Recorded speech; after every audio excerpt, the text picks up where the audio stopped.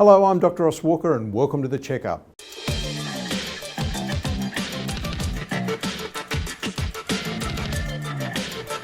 Hello, Dr. Ross Walker and welcome to the checkup.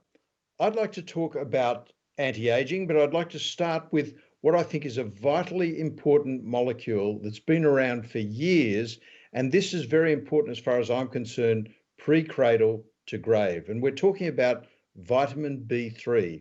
Now, most of you would know vitamin B3 as niacin. So if you have a bowl of Weet-Bix or most breakfast cereals, they'll have maybe 10 to 20 milligrams of niacin or vitamin B3 in its basic form in the Weet-Bix. Now, that's not going to help your aging at all. If you enjoy your Weet-Bix, enjoy your Weet-Bix, but you will get a bit of niacin. Now, if you had a severe deficiency of vitamin B3, that is a deficiency disease called pellagra, which we almost never see in the modern world because people are getting little bits of vitamin B3 from fruit and vegetables, from their cereals or from whatever. But here's the interesting thing. I believe that vitamin B3 is important pre-cradle to grave.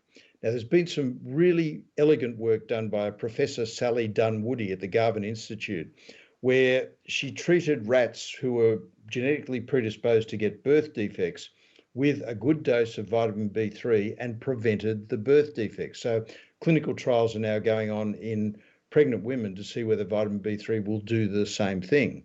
So I think that's really, really interesting work. Some work was done on a version of vitamin B3 called nicotinamide, where they used 500 milligrams twice a day in people who are predisposed to skin cancers, and it showed a 30% reduction in non-melanoma skin cancers by people taking this nicotinamide twice a day for 18 months. This was work published from the University of Sydney.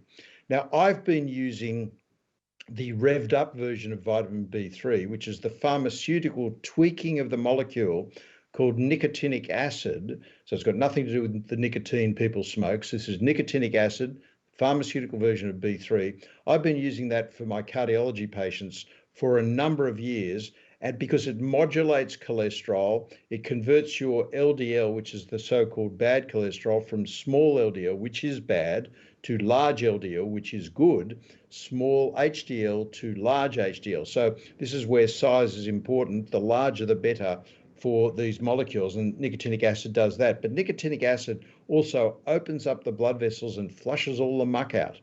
And so I've found it's a wonderful drug in cardiology.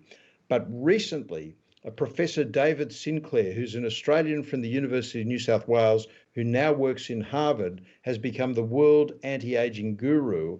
And he's done all this seminal work looking at the B3 molecule. He uses some really revved up versions of a thing called NAD riboside and another one called NMN. And it does the same sort of thing as nicotinic acid. And he's shown that in laboratory animals, it prolongs their life by 20%.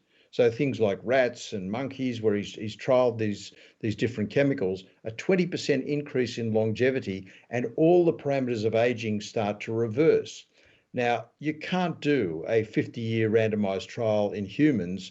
It's just not ethical and it'd be too expensive and it goes on for too long. But when Professor Sinclair measured all of the parameters of anti-aging in humans who are on the revved up versions, either the NAD riboside or the NMN, or as I said, nicotinic acid appears to do the same thing. He found exactly the same thing that he found in the laboratory animals. All the parameters of aging were reversed. So I think we should all be, if we're interested in anti-aging, thinking about taking one of these versions, one of these revved up versions of vitamin B3. I've been doing it myself for the last 5 years, and I'll keep doing it for the rest of my days, which hopefully will continue to be very healthy and very long. That's the checkup. We'll talk more about anti-aging next week.